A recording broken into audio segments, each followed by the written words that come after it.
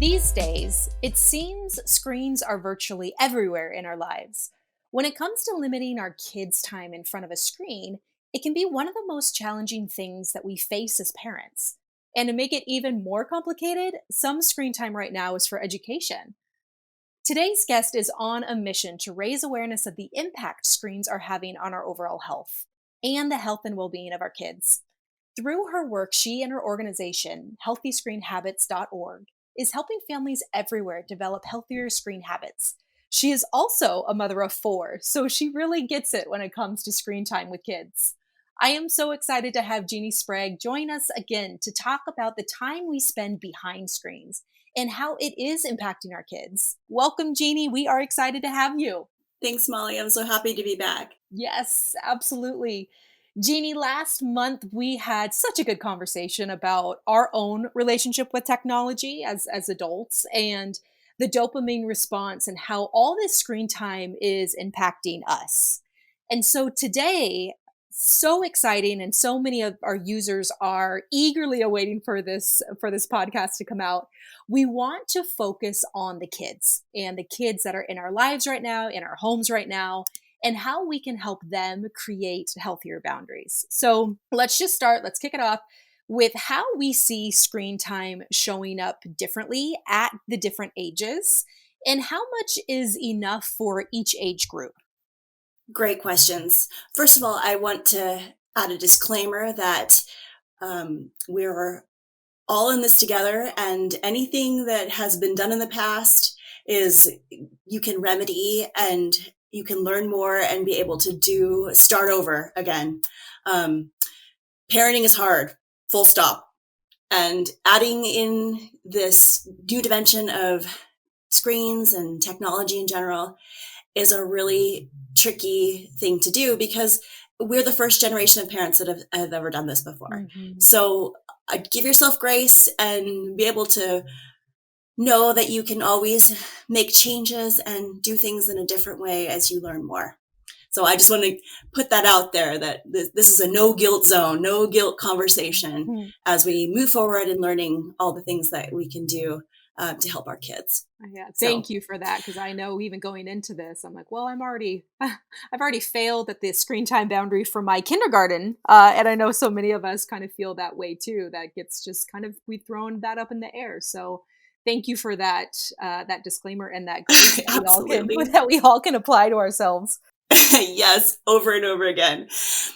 So thinking about how children develop, it's really important to start even at the beginning before the preschool age, how babies view the world, and it's really through the eyes of their parents. And in feeding practices, breastfeeding and bottle feeding, um, that's where they start to gain their understanding of the world and how they relate to the world. And we're seeing even now how much technology is affecting even that.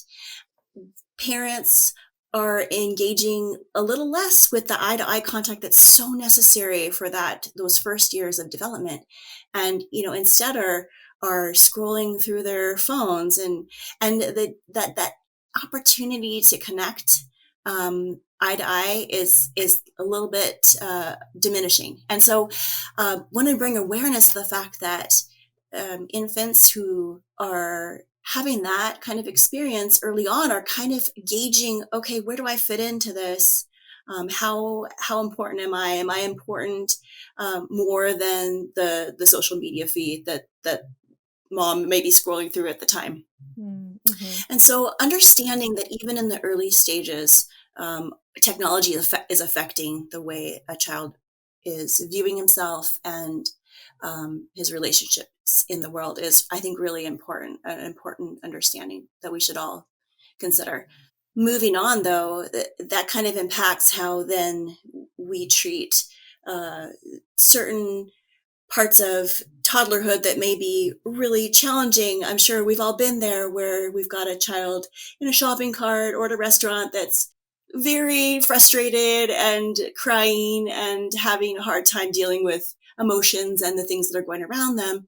And unfortunately, devices have become the great pacifier of our time, where if that frustration is building and we need to get something done, we stick a device in the child's hand. And then that child knows, oh, okay, if I don't feel good, if I'm feeling discomfort, then this device is going to be something that can soothe me and help me through. Mm. And so I think having the understanding that we need to help a child regulate his or her emotions without technology is a really important thing for their early childhood development, to be able to think outside of that and kind of work through those difficult times, which I know with 4 kids is not easy to do, but Mhm. having that those alternatives in place is really important. Elementary school age children are actually receiving phones younger and younger, 8 and sometimes 5 years old. Parents are handing devices to them. And again, that's, what is the purpose of them using a device?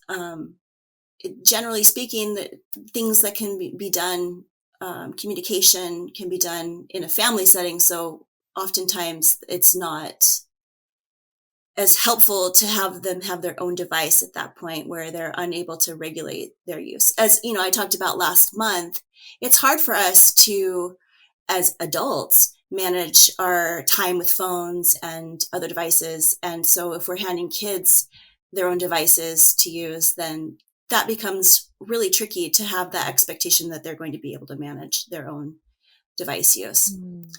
And then in the teenage years, when they typically have their own devices, we're seeing that if there's no expectations on use and regulation around use, then they're spending an exorbitant amount of time on their phones. It becomes a big distraction, and it can impact a lot of areas of their life, their mental health, their sleep.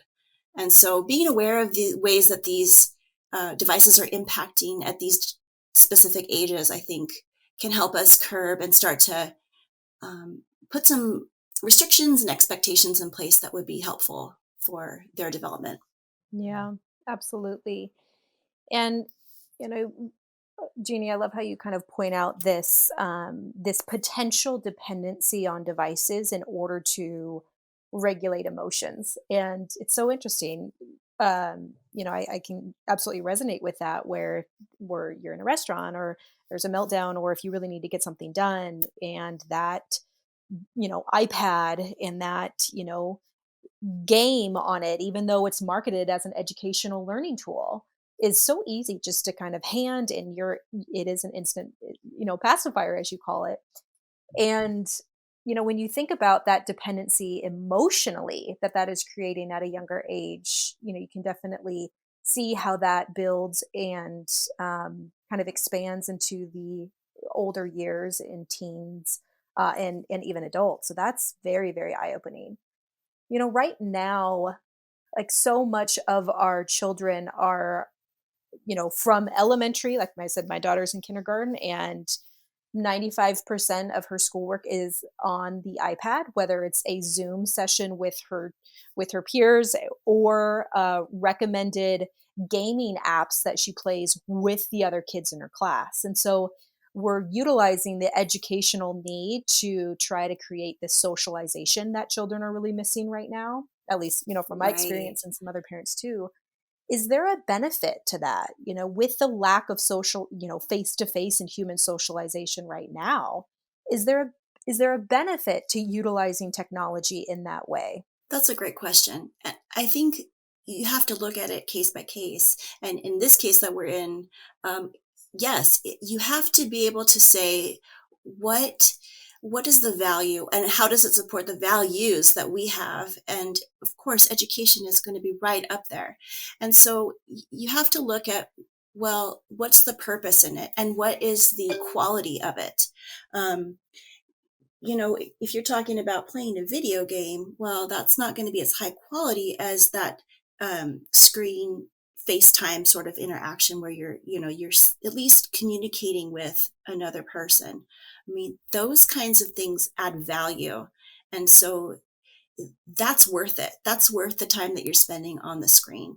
And The recommendations are that as young children, anything that you're doing with technology and devices should be a shared experience. So you want to limit the amount of time that you're spending, especially in those preschool years and elementary school years.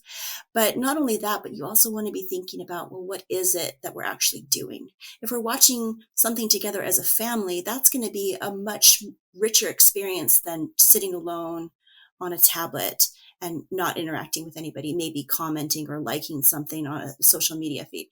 Like, those are totally different experiences. Mhm. And so looking at the quality of them is just as important as the amount of time that you're actually spending on it. Mhm, mhm. And so that's kind of a perfect segue to my next thought. It's this plan that we need for kids of all ages, whether they're elementary, whether they're in high school. And I'd like to maybe kind of look at what your organization, identifies as this plan for kids, in general, but especially when parents are at home and they're working and there might not be that opportunity to sit down as a family on the device. Like, what would be a good plan for parents who kind of have no choice but to have their kids independently on devices? Right. Well, I think the first step is that family technology plan that I talked about last month Mhm. that really sets down the expectations where you're coming together as a family at some point and probably revisiting often, especially as the children grow, because it's going to be different for a 5-year old versus a 15-year-old. Mhm. But this technology plan gives you an opportunity to decide together and make the rules clear. And when you make the rules clear, then the expectations are there, and there's accountability that you're going to be working toward adhering to this plan. Mm. So that's the first part. Knowing where you're allowed to use technology, knowing what types of apps you're allowed to use, and then working together when you make a mistake. And that's kind of the second part that I wanted to talk about, which is this idea that we don't just throw technology at our children without giving them understanding and the ability to develop their own internal filter. Because you can have all kinds of filters on your devices, but what you really want, and they can catch a lot of things, of course, but what you really want is to have them build an internal filter. And so, what we like to say is this analogy of driving a car. You wouldn't give the keys to your car to an 8-year-old without giving her extensive training and having lots of conversations around what's safe, what's the good use, what are the rules, what are things that we can do to make this Mm. successful, and what are we going to do when you make a mistake, when you crash into, the stop sign or something like that. That's what we do Mhm. when we do driver's training. And there's never been anything like that thought of before because all this technology kind of rolled out and we didn't really have a plan. And so if we kind of approach using tech in that mindset, that it's an ongoing process of learning and growing together as parents and child, that really helps them gain more confidence so that when they are using technology in these extended periods like this, that they're learning, okay, this is why I'm using it. And, this is for my benefit, and maybe going over here and doing this is not going to help me on this particular website or this particular app, or just giving them the tools that they need and the conversations that they need to make those choices for themselves. Mm. And we like to say that we ask each other as parent and child, what is your purpose for being on this device or technology? What is your purpose, and how long are you going to be on? And when you ask those two questions, it really stops you and from going down a rabbit hole of spending 20 minutes on something that you were only going to check Mm. quickly for 1 minute. Mhm. So um, I feel like that is the best thing that we can do, is help our children understand that we need to have a purpose in using it, and the purpose should be filling our cup, filling what we're trying to accomplish in our lives, trying to help us with our goals. It should really just be that whole idea that it is a tool and not just Mhm. something that we're using as a pacifier because we're bored or because Right. we are upset about something. Right, right. And I love how you mentioned this concept of internal filters. And as parents and depending on the devices, they have done a good job with like, parental controls, whether it's on an iPad or on your TV or, on your kids' Netflix accounts or whatnot. But really teaching children about an internal filter that, they could apply not only to technology, but even in the world. And so you have Right. something that helps with those boundaries and your parameters. You call them the four S's. Is that right? Will you take us through those? Right. Sure. So, we like to say if you remember nothing else, remember the four S's because this impacts uh, well being across the board. So, we say that screens don't belong in isolation, they don't belong in private spaces because they impact these four areas: sleep disruption, social isolation, salacious content, and sexual predators. So I'll go through each of those briefly. When you have a phone behind closed doors, then studies have shown that it is going to impact your sleep because of all the dings, because of all of the lights that come on and notify you, all the notifications. But just even having it by you reminds you that it's there and you want to go pick it up. And remember, with kids, their brains aren't fully developed yet. Mm. So even with adults, it's difficult for you to stop and tell yourself, no, I don't need to look at that phone message, that notification. But with kids, they don't have their fully developed brains yet. The prefrontal cortex, the area in the brain that helps you make decisions, that gives you wisdom, that has that self-control, that's not developed until your mid 20s. So if you're allowing your kids to have their phone in their room overnight, then how are they supposed to resist picking that up? So sleep disruption is a huge thing. It just leads to all areas of uh, well-being, and making decisions in general is hard to do when you're sleep deprived. So we say keep phones out of bedrooms and behind closed doors for that purpose. Next, social isolation. I sorry, social isolation Mhm. um, happens when you just want to be alone with your phone and check your feed and post something and watch a video, and you're not engaging with the rest of the family. And, over time, that really leads to disconnect. And so we say keep phones out of the bedroom for that purpose. Next is salacious content. If you don't have any filters, or even if you do, you will inevitably stumble onto something inappropriate because the internet is filled with inappropriate things. For all the good that's out there, there are tons of things that are inappropriate for adults, let alone children. Um, the space to be alone and have it be private is where those times when you do stumble upon something and the curiosity sets in, well, you're going to be more inclined to keep digging because Mhm. nobody's there with you watching you. Mhm. I know a And the lot of last us one as is adults can resonate with that for sure. yes. Yeah. Uh, the last one is sexual predators. It's a real thing, and I we want to advocate for the children and help parents understand that we don't need to be terrified so that we never give our kids devices, but at the same time be aware that it is a real thing that happens, and they need secrecy, they need vulnerability, they need isolation to be able to make contact with children. And so removing that whole option just takes that away.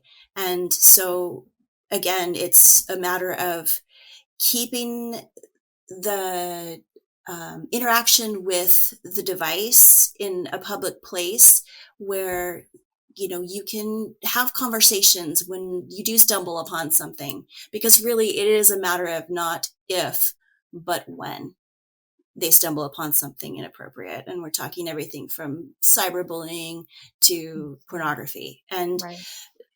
And to just be aware that we want to remove that alone, that isolation factor, so that they can come to us when something like that happens. Yeah, that trust, the trust with their parents, which I'm sure, the family technology plan really hones in on for sure. And as parents, I know that we want to turn a blind eye, but we really need to be realistic that dangers do exist online for our kids at all ages, for sure. Right.